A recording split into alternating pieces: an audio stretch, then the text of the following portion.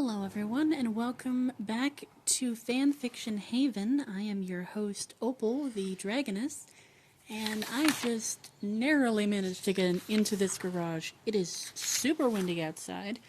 I just sat for the past 5 minutes recording ambience on my phone of my gazebo, and then all of a sudden it just started getting windier and windier, and then I'm like, oh, the gazebo's gonna fall over. No, a chair fell over. So I thought, you know what?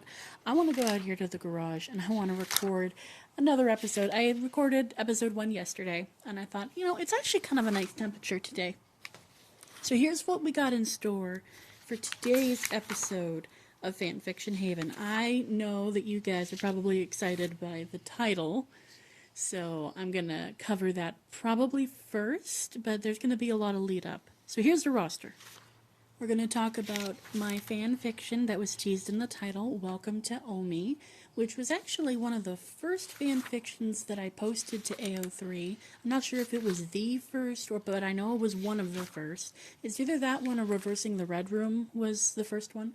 Also, in case you didn't notice, I have some footage up right now where I am showing me literally flipping through my notebook that I write, and that's the other thing I wanted to cover in this episode is my writing process, so that's going to be fun to talk about, and also physically show you.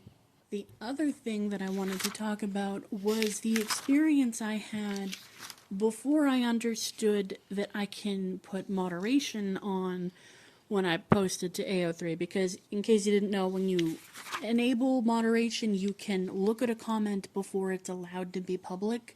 So if someone is sending you, like, for example, like I talked about in last episode, a troll message, you can delete that, you can block and report the user, you can do all that fun stuff. Which, by the way, I'm going to be talking about a story later about how I actually did report using AO3, but I did it wrong. So, lots to talk about in this episode. So, get yourself comfortable. I'm going to aim for about 20 minutes if I can. If you hear anything in the background, it's probably just wind or a random motorcycle. But things are pretty good in the garage, acoustically. So let's get started with our discussion today. I'm in a much better mood today than I was yesterday. So let's have some fun. And, get your snacks, get your drinks, get comfortable. I don't know if you're going to put me on in the background or you're going to watch the video. What you're going to be looking at probably for the first few minutes is just, the footage of my notebook. But later on, I'm going to add some video game footage after that. So that's fun.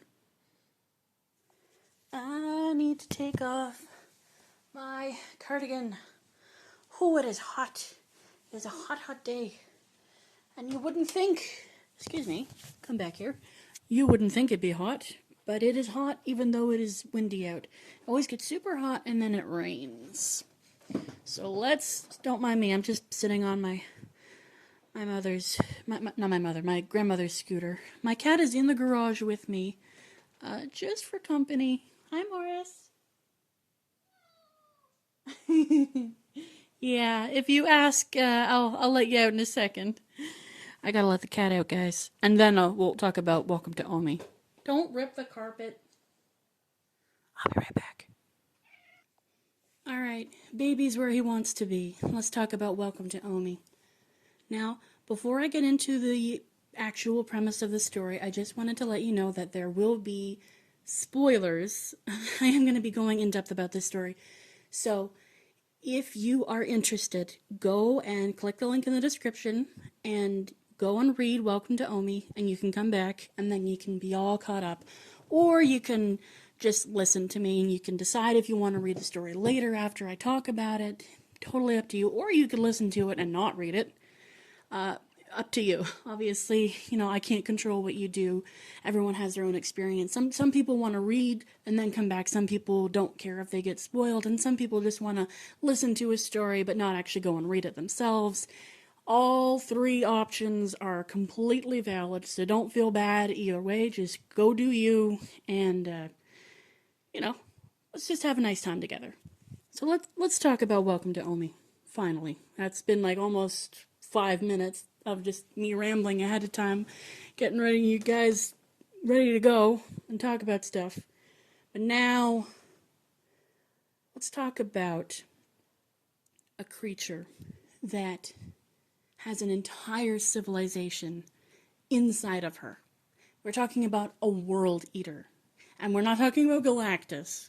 We're talking about an actual, world eater that does not take a human shape. I mean, she technically does. She has a little avatar kind of thing, kind of a physical projection, like a second self that she can kind of use to get around. But I'm getting way ahead of myself here. We're gonna step back, and we're gonna go all the way back to chapter 1, and we're gonna talk about how this all begins. Because this starts in an alternate timeline, as pretty much every fan fiction does. Let's be honest. Like, alternate timelines are the bread and butter of fan fiction. So you know that scene in Thor Ragnarok where Thor and Loki are sent away by Hela, and they end up on Sakaar. Of course, Loki ends up on Sakaar first, and then Thor goes through his whole thing. The purpose of this story that I wrote, when I wrote it, was to take the idea of how Thor was broken down. He was shaved and he lost his eye, and then had a obedience collar put on him, and then he went through this whole phase of, being broken down, and then he had to build himself back up by the end of the movie, obviously. I wanted to take that concept, and instead of him being... Uh-oh. Sorry, I just heard thunder outside. Instead of him being broken down by something vicious, I wanted him to be broken down by something so overwhelming and also so, emotionally manipulative, but also kind, but also unkind. It's cosmic. It's eldritch, basically. That's kind of the vibe I was going for, because in this story, he doesn't get the emotional growth that he kind of wanted to have and that he did go through in Ragnarok. He gets stuck in this really uncomfortable, humiliating situation. And so, with that in mind, I break him down before he even gets broken down. And I'm not talking about being digested, because we'll get to that later. No, don't worry, he doesn't die. He doesn't get digested, but he does end up in a stomach. So this episode is going to touch on themes of vor and people getting eaten a lot. And if that's something that makes you uncomfortable, you can skip this episode. I have other episodes coming up where I talk about stories that don't involve vor, so don't even worry about it. But if you want to stick around and you're morbidly curious or you're super into it, let's start with how I actually opened the story. So like I said, instead of being sent to Sakaar, Thor and Loki are sent to a jungle moon. And I didn't really give the moon a name, but it's really strange.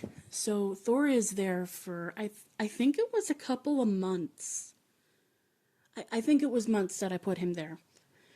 And he is isolated. He lands somewhere other than Loki. So they're separated. Just like in the Ragnarok movie. But trust me, this is totally different.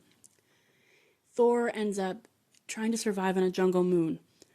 But the trees and the plants and the animals and even the water, all of it is trying to kill him. If he leans against a tree, it might try to eat him. And then there were these kind of like leopard panther. Yeah, it was a panther creature, and they have like these long kind of frog-like sticky tongues, and they were trying to eat him. And then if he tried to eat plants or he tried to eat any kind of meat, because there were these monkey creatures that, they throw rocks at him. I actually took that concept a little bit. I was inspired, the beginning part of the story, I was inspired by a book I read when I was a child. Well, teenager, the Transall Saga, and I specifically remember a scene in that book where someone was trying to survive in the jungle, and then there were these monkey creatures, and they were throwing rocks at him or whatever. So I remember that, and so I included that in this beginning scene. And so Thor's trying to survive. His beard's growing all entangled with vines, and he's trying to survive. And then he tries to eat plants, and it tastes like dirt and citrus. And then if he tries to eat meat, he tries to eat one of the monkeys, he ends up really, really sick. And then based on what he eats, sometimes his skin would change colors and patterns, and other times he would just get explosive diarrhea, basically. I think I worded it just that he had the runs, but you can you can imagine. Don't worry, I didn't go really graphic with that I didn't really want to, but you get the concept. You know, he's really degraded, and even the birds will come, and if they touch the water, if the birds touch the water, they explode. So he's in this extremely hostile environment, and then, you know, he doesn't think he's gonna make it, but he's Thor, you know, he can handle stuff, so he's kind of toughened up, you know, his clothes are ripped and his beard is full of vines, and God knows when he had a shower, literally, because, you know, Thunder God. Anyway, terrible joke. I'm sorry. Then he sees a clearing. Oh, before I talk about the clearing, I just wanted to mention the jungle itself is shifting around. So it's constantly moving. So he thinks he knows the layout of one place, and then wakes up the next morning and it's completely different. So it's constantly shifting jungle. And then he sees a clearing in the woods. And in the center of that clearing is a door. And he's confused, but curious. I mean, wouldn't you be curious?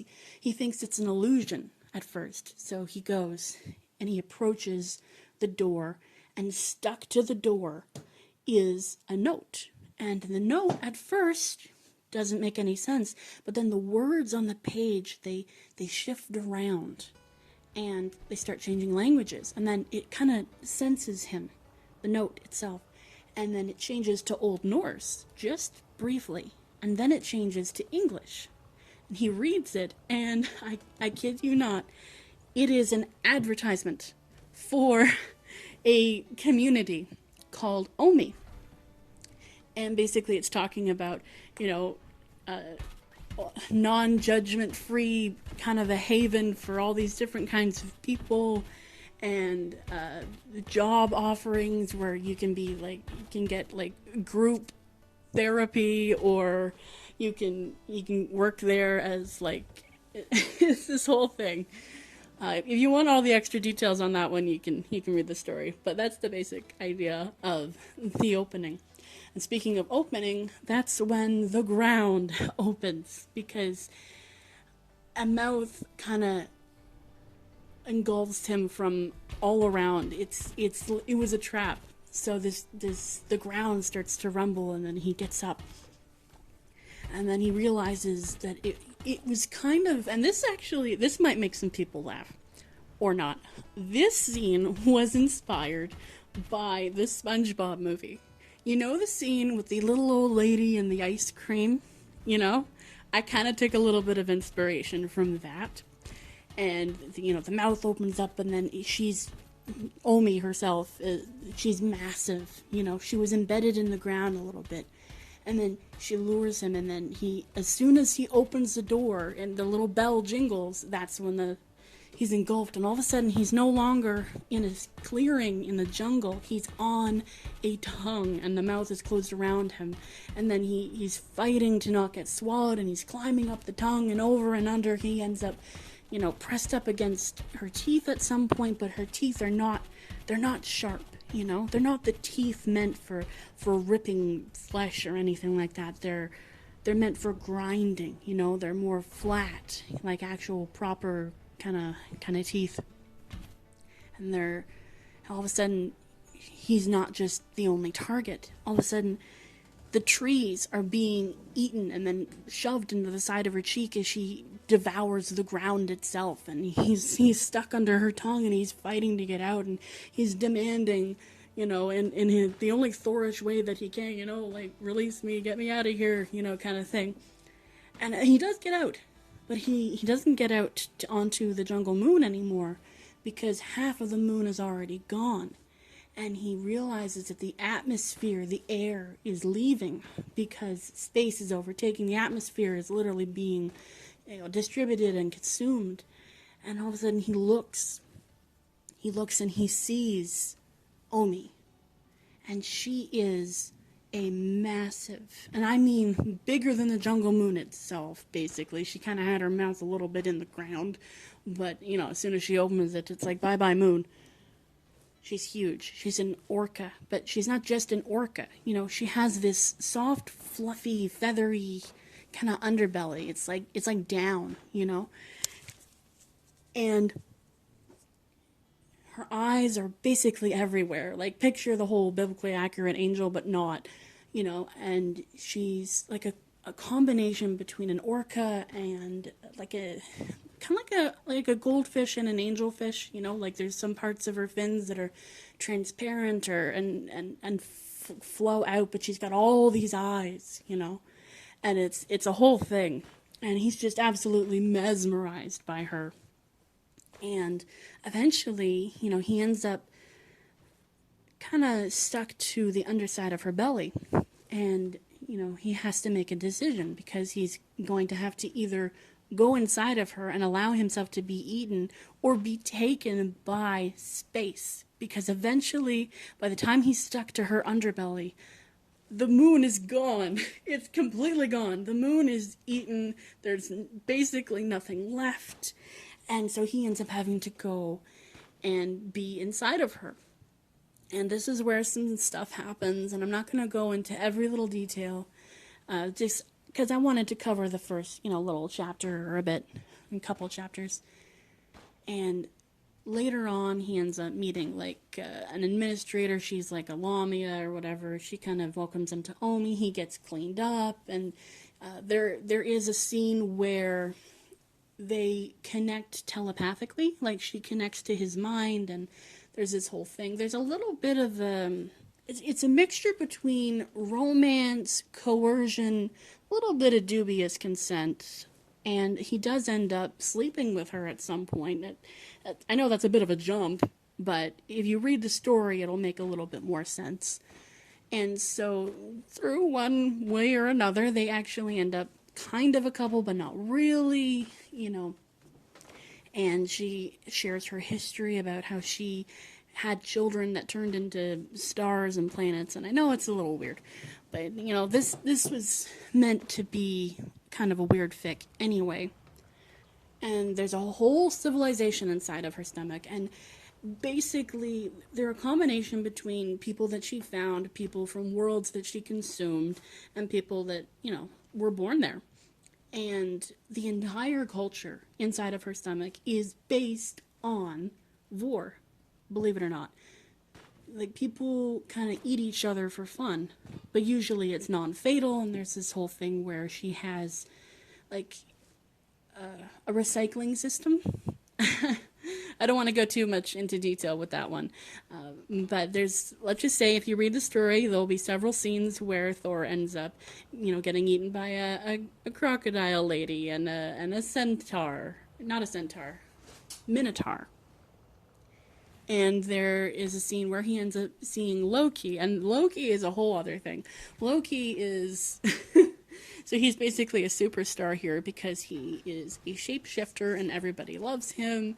And there's a thing where Loki has a kind of a, celebrity relationship with a sheep woman named Cuppy. And it just gets all messy over time. Anyway, it culminates, and, if you're into that, I'm not going to tell you what the ending is, though I'm sure if you were paying attention to my writing in the beginning of this video with a little notebook, you might have seen a tiny little glimpse of a sneak peek of Welcome to Omi within those pages. If you want to investigate that, you can, and you can find out what the ending is.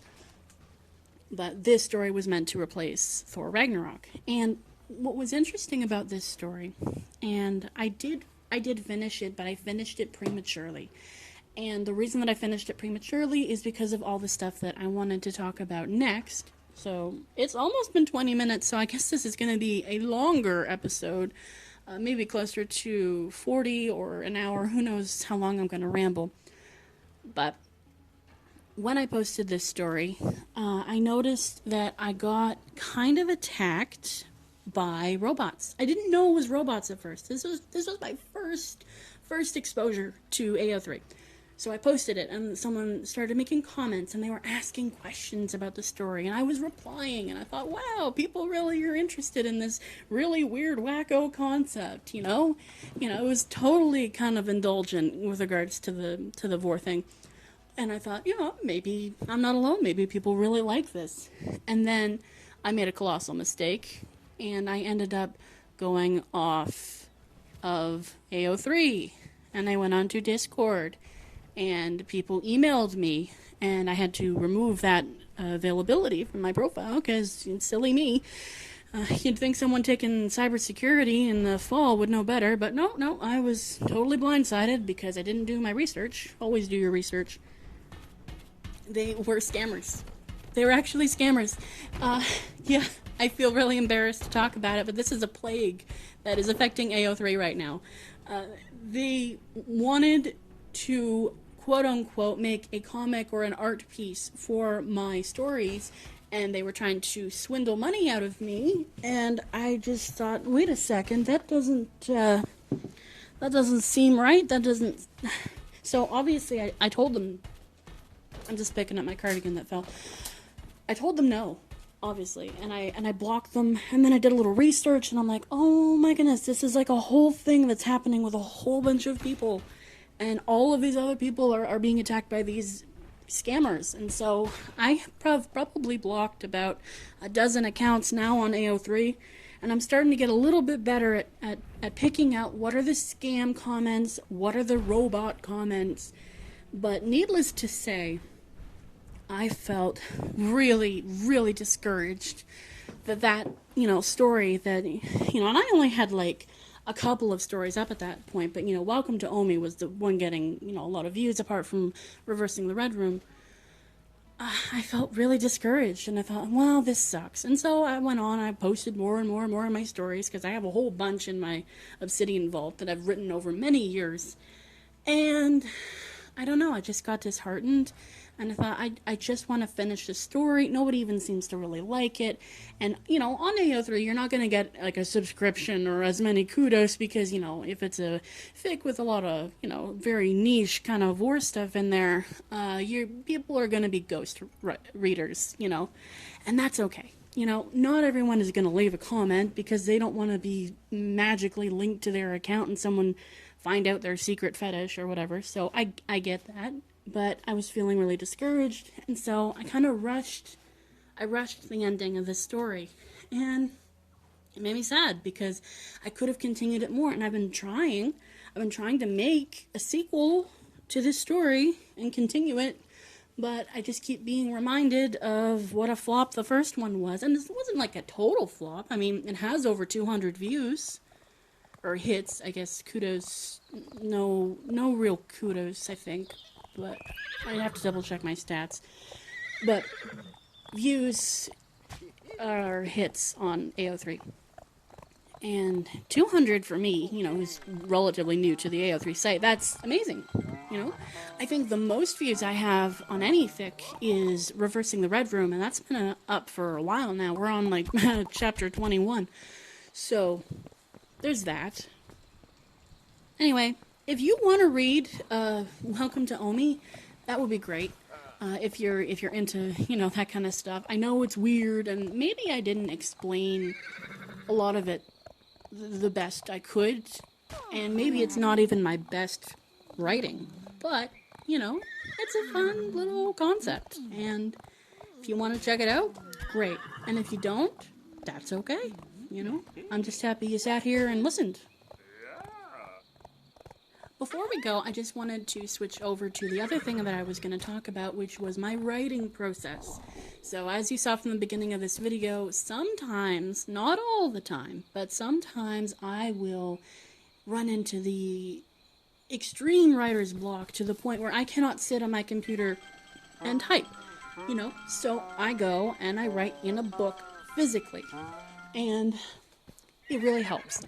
You wouldn't think it, but apparently writing on a physical book utilizes a different part of the brain, and it helps you to kind of slow things down, and it helps me to really just sit with the story, and I don't feel rushed, because when you're on the computer there's all these distractions, and sometimes you just can't get your brain to calm down, and when you've got a chaotic brain like mine, man, it is something else. But like I said before, I have so many different stories. I'm telling you, I have written way too many. And some of them have been published. I've got about 30 on AO3 that are published, and a whole bunch in my Obsidian vault. and I would like to go over all of them. So this podcast thing, I'd like to be able to just talk about my stories. And, if people want to check it out after listening to a podcast, then that would really make me happy. But, even just listening to the podcast itself also makes me happy. I just want to, have a place to express myself and talk about the things that I love. And I love story writing, and I love writing weird stories and emotional stories and serious stories and crack treated seriously stories and, weird kinky stuff stories. But honestly, I think this has been a good episode. I've been able to talk about Welcome to Omi. I know that some of you were probably really excited about the title, like I said before. But if you want any more details about Welcome to Omi, you're going to have to go and read it. Because that is an experience. And I kind of spoiled most of it, but, the beginning part is very different than the middle and the end. And I'm not going to lie to you, the end is a little weak, but also strong in other ways. I feel like there's so much more I could have, that I wanted to put into it. But, if you read Welcome to Omi and you want to have a sequel, let me know. You can let me know on YouTube. You can let me know on AO3. Just leave a comment saying, can't wait for the sequel, or something. I don't know. And if there's anything else that you like, let me know. I don't know if I'm going to do story requests because, I got a hard time fulfilling my own requests. But, I'm open to ideas, if it tickles my fancy, And I wanted to talk about one last thing before I go, and that is how I jump between stories all the time. So I could, like I said, I have so many stories. I will write a chapter for one, and then 3 chapters for another, and then post a new story, and then post a couple of chapters for another story, and then I'll circle back around and cycle through everything. And maybe I won't touch one story for like a month or 2. Other times I'll be like writing 3 chapters a day for another one. So as far as updates go for my stories, just expect pure randomness. It's like a gacha system. You put in the quarter, and sometimes you get a chapter, and other times you get a new story, and other times you get a chapter for a story that you weren't even know that it existed, Anyway, thank you so much for sticking around for almost half an hour this time. And I'm going to try to keep my episodes within, 20 minutes to half an hour, but, who knows how much I'm going to end up rambling about any and every little thing. But if you enjoyed, leave a like, subscribe, check out my AO3 if you want to read my stories. I got tons of stuff on there, not just vor stuff. I got weird stuff, good stuff, bad stuff, fluffy stuff, serious stuff, crack treated seriously, like I said. All the stuff, but most of it's Marvel. I've got one Luigi fic. I've got a Star Trek Marvel crossover fic. I've got a lot of stories where Loki adopts or ends up having a biological child. I have one chapter of a Transformers fic, if you're into that. Anyway, I'll talk about that one later. But thanks for hanging out with me. I appreciate you taking the time to just chill out and chill with me. And I will see you in the next episode. Bye-bye now.